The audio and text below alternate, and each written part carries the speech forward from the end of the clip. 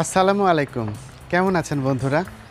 আপনারা অনেকেই আমার কাছে রিকোয়েস্ট করেছেন হ্যামকো সোলার প্যানেলটা রিভিউ করার জন্য। তো আজকে আমি হ্যামকো সোলার প্যানেলটার একটা শর্ট রিভিউ দিব এবং সাথে টেস্টিংটা করব। তো প্রথমেই আমরা প্যাকেটটা দেখি।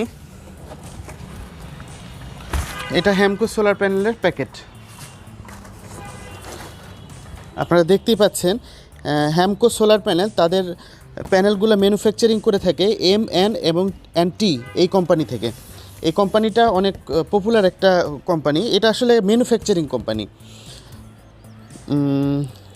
এবং দেখেন এখানে লেখা আছে marketing by Hamco corporation limited. Hamco solar তাদের লোগো দেওয়া আছে এবং এটার ওয়েটটা হচ্ছে 13.3 কেজি প্যাকেজিং সহ, আর প্যাকেজিং বাদে 11.5 কেজি।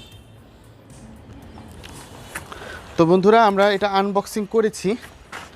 তো আপনাদের প্যানেলটা আমরা দেখাই। এটা হচ্ছে হ্যামকোর মনোক্রিস্টালিন সোলার প্যানেল। আপনারা দেখতেই পাচ্ছেন কালো কালারের সোলার প্যানেলটা, কালো কালারের এবং ডায়মন্ড শেপ দেওয়া। মনোক্রিস্টালিন সোলার প্যানেলের পরিচয় হচ্ছে এর সেলগুলো ডায়মন্ড। এই দেখেন চারিদিকে ডায়মন্ডের মতন কাট দেওয়া এবং এর সেলগুলো কালো কালারের হয়ে থাকে। এই প্রতিটা সেল সিরিজে সংযুক্ত থাকে ভিতরে। সেলগুলো আমি কাছ থেকে দেখাতে বলবো ক্যামেরাম্যানকে। সেলগুলো কিন্তু অনেক অনেক শার্প। এই সেলগুলো যত শার্প হবে সানলাইট তত ভালোভাবে ক্যাপচার করতে পারবে সোলার প্যানেল। আমি কাছ থেকে আবার আরেকটু দেখাতে বলবো সেলগুলোকে।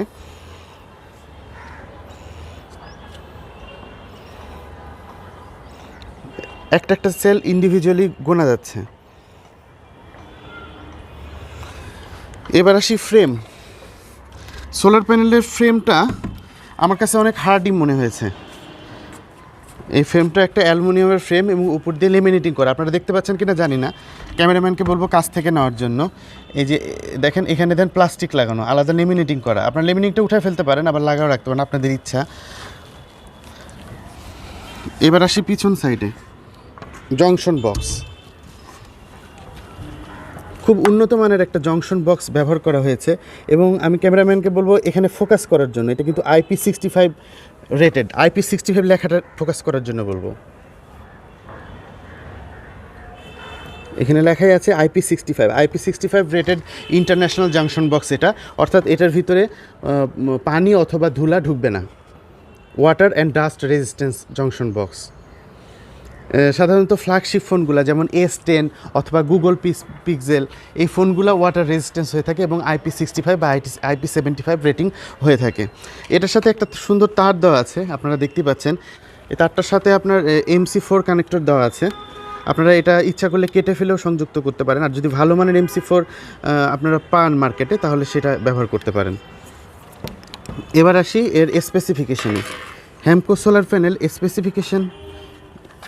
স্পেসিফিকেশনে আপনারা দেখতে পাচ্ছেন এটা 130 ওয়াটের একটা প্যানেল এবং এই প্যানেলটা আপনার এম.এন.টি এই কোম্পানি ম্যানুফ্যাকচারিং করেছে এবং marketed by Hamco corporation limited এবং এটা অ্যাসেম্বল করা হয়েছে চায়নাতে। এদের অনেকগুলো সার্টিফিকেট আছে, তার ভিতরে একটা সার্টিফিকেট হচ্ছে TUV সার্টিফিকেট। এটা দেখতে পাচ্ছেন আপনার TUV ইন্টারন্যাশনাল সার্টিফিকেট জার্মানি। এই সার্টিফিকেটটা জার্মানি দিয়ে থাকে। সাধারণত খুবই উন্নত মানের প্যানেল না হলে তারা এই সার্টিফিকেটটা দেয় না। তাছাড়াও এই প্যানেলটা আপনার tested according to IEC 61215 and IEC 61730 এবং এটা IEC এবং CE কমপ্লায়েন্ট। আর এটার মোড এখানে দেখতে পাচ্ছেন আপনারা, যেখানে লেখা আছে টাইপ অফ প্রোডাক্ট অ্যাপ্লিকেশন, এখানে লেখা আছে ক্লাস A। এটা কিন্তু ক্লাস A প্রোডাক্ট, A গ্রেডের সেল দিয়ে এই প্রোডাক্টটা তৈরি করা হয়েছে। এবং এটা আমি ডিলারের সাথে কথা বলেছি, ডিলার এটাকে 20 বছরের মতো ওয়ারেন্টি দিয়ে থাকে এবং যে কোনো সমস্যা হলে তারা সাথে সাথে রিপ্লেস করে দেবে বলেছে। আর তবে একটা জিনিস, এটা সব ডিলারের কাছে পাওয়া যায় না। এই প্যানেলটা আমি দেখেছি সব হ্যামকো ডিলারের কাছে এই প্যানেলটা পাওয়া যায় না, কিছু কিছু ডিলারের কাছে পাওয়া যায়। আপনারা ভালো করে খোঁজ নিলে, হ্যামকোর ডিলারের সাথে খোঁজ নিলে আপনারা পেয়ে যাবেন। হ্যামকোটা খুব পপুলার একটা ব্র্যান্ড আমরা জানি ব্যাটারির জগতে। এবং এরা তাদের রেপুটেশন যেন নষ্ট না হয় এই জন্য বিখ্যাত MN&T কোম্পানি থেকে তারা তৈরি করে নিয়ে এসেছে তাদের সোলার প্যানেল, যেন মার্কেটে অনেক বেশি সাড়া ফেলতে পারে। আর ডিলার আমাকে বলেছে যে আমি যদি এটা পরিমাপ করি এ গ্রেডের সেল হওয়ার কারণে আমি পজিটিভ টলারেন্স পাবো এটাতে। তো এটা একটা 130 ওয়াটের প্যানেল, তো দেখি আমরা কীরকম পজিটিভ টলারেন্স পাই। প্রথমে অ্যাম্পেয়ার টেস্ট করে নিচ্ছি আমি। কালো তারটা কমনে এবং লাল তারটা 10 অ্যাম্পেয়ারে লাগালাম এবং অ্যাম্পেয়ারের এই মাল্টিমিটারের নবটা 10 অ্যাম্পেয়ারে সিলেক্ট করলাম। এরপরে আমরা পজিটিভ তারটা পজিটিভে এবং নেগেটিভ তারটা নেগেটিভের সাথে সংযুক্ত করব। আমরা 6.5 অ্যাম্পেয়ার পাচ্ছি, 6.5 আপনারা দেখতে পাচ্ছেন, আমরা 6.5 অ্যাম্পেয়ার পাচ্ছি। এবার ভোল্টেজটা চেক করার জন্য এই তারটা নিচে এবং এই নবটা 200 ভোল্টে সিলেক্ট করব এবং ডিসি পজিশনে থাকবে।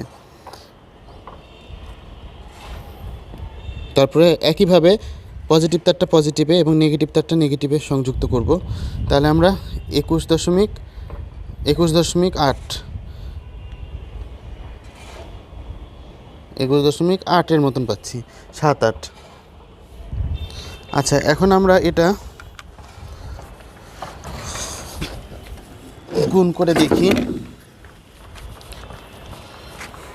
ভোল্টেজ আমরা 21.7 পেয়েছি এবং অ্যাম্পেয়ার পেয়েছি